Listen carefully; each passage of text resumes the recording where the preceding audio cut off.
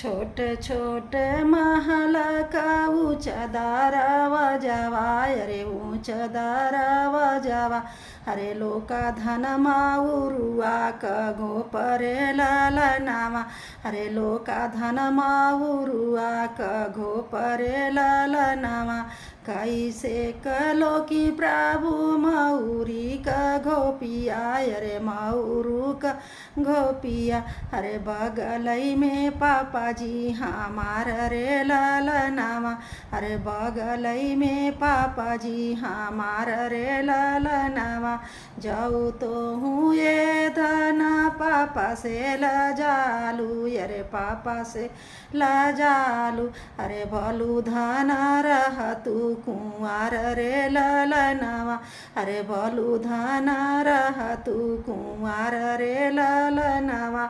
छोट छोट महल का ऊंच दरवा जावा, अरे ऊंच दरवा जावा।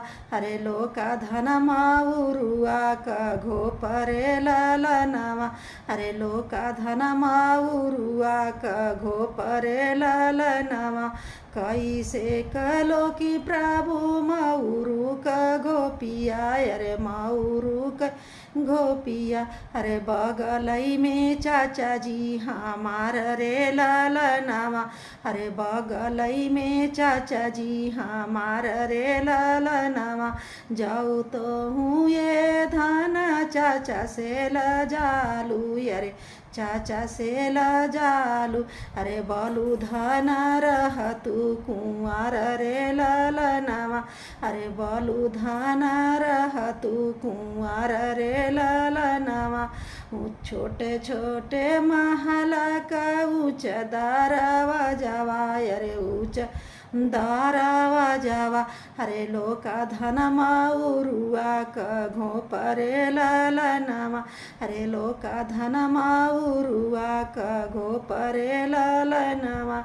कैसे कलो की प्रभु मऊरू का घोपिया, अरे मऊरू का घोपिया।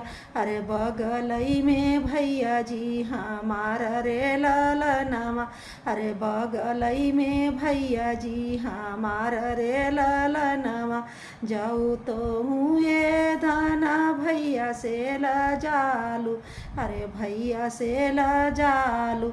अरे बलू धना रह तू कुंवार रे ललनावा, अरे बलू धना रह तू कुंवार रे ललनावा।